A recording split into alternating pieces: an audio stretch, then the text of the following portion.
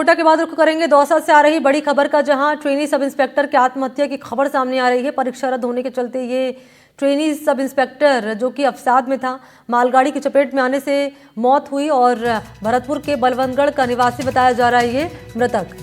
EO भर्ती परीक्षा की तैयारी कर रहा था युवक। पारिवारिक समस्याओं को लेकर परेशान होने की बात भी सामने आ रही है।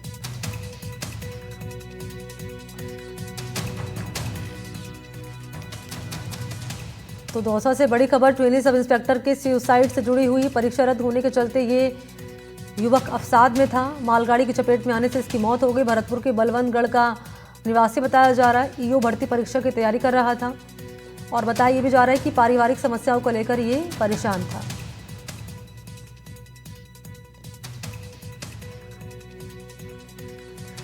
और चलते हैं सहयोगी देवेंद्र सिंह नरूका के पास, हमारे साथ जुड़ चुके हैं ज़्यादा जानकारी लिए। देवेंद्र, इसमें अपडेट अब ये मिल रही है कि पारिवारिक समस्याओं को लेकर भी ये युवक अवसाद में था, परेशान था। सुसाइड के पीछे का कारण एक ये भी बताया जा रहा है। बिल्कुल, देखो मनी, मैं आपको बताना चाहूंगा कि जो उनके जो मृतक हैं, उनके जो छोटे भाई हैं जितेंद्र सैनी, उससे हमारी बात हुई है। उन्होंने बताया कि लंबे वक्त से ये जो ट्रेनी जो 2021 की जो भर्ती है, सब इंस्पेक्टर भर्ती, इसको लेकर ये अवसाद में था। लगातार जो डिप्रेशन में चल रहा था, इसको लेकर भी उनके भाई ने कहा कि उसको लेकर ये काफी परेशान थे, जिसको लेकर ये चपेट में नहीं बल्कि आत्महत्या की बात इसमें कही है। साथ के अंदर मैं आपको बताना चाहूंगा, जो चैट्स जो ग्रुप के जो सामने आए हैं, जो ट्रेनी एसआई जो ग्रुप है पुलिस का, उसके अंदर ये सामने निकल कर आया कि ये जो पूरा मामला है, इसको लेकर अभी पूरी जो चैट है उसके अंदर ये पारिवारिक समस्या का भी बात सामने आई है, जिसके अंदर अपनी छोटी बहन का भी उन्होंने जिक्र किया है कि छोटी बहन है, उसकी भी मेरी जो छोटी बहन है उसका भी अभी विवाह की बात भी सामने आई है। साथ के अंदर जो इस मामले को लेकर उन्होंने ये भी कहा है कि जो मेरे पिता है उनकी तबीयत खराब रहती है, पता नहीं कब जो स्वर्गवास सिधार जाए, ऐसा उनकी जो चैट्स है वो सामने आई है, जिसको लगातार लेकर अब ये जो पुलिस का जो एंगल है वो पूरे मामले की जो पुलिस है वो जांच कर रही है। जो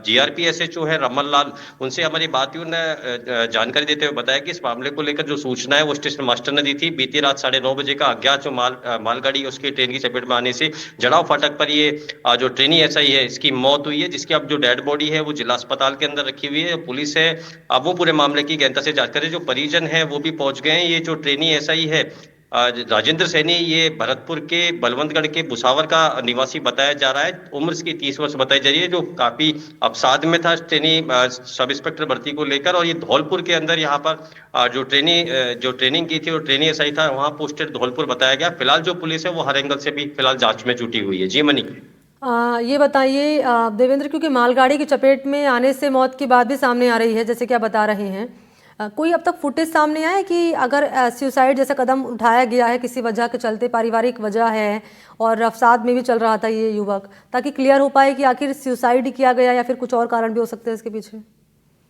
देखो मनी, इस जो फोटो है वो ऐसा कोई सामने नहीं आया है, लेकिन जो ट्रेनी एसआईओ का जो चैट्स जो ग्रुप है, जो ट्रेनी एसआईओ ने जो ग्रुप है उसके अंदर ये जो ट्रेन की चपेट में आने से पहले यहाँ करीब 5 घंटे पहले ये चैट सामने आया है, जो अपनी जो एनडीटीवी की स्क्रीन पर इसमें दिखाया जा रहा है, जिसके अंदर जो ये जो ट्रेनी एसआई है इसने जिक्र किया था कि अवसाद है, डिप्रेशन है। उसके अंदर जो साथी जो ट्रेनी एसआई है वो भी इसको ढांढस बताते हुए आए थे कि सब ठीक हो जाएगा, लेकिन कहीं ना कहीं इसको कह सकते हैं कि ट्रेन की चपेट में लाके आत्महत्या कह सकते हैं, क्योंकि उनके जो भाई है उनने भी ये जिक्र किया है कि कई जो परीक्षा कंपटीशन की दी थी उनके अंदर ये पेपर क्लियर कर चुके थे, लेकिन ट्रेनी एसआई की जो भर्ती है इसको लेकर ये काफी परेशान थे। वर्तमान के अंदर कई कंपटीशनों के साथ में जो नगर पालिका जो ईओ भर्ती है उसकी ये फिलहाल तैयारी कर रहे थे। दौसा में रूम लेकर किराए पर लेकर ये तैयारी कर रहे थे।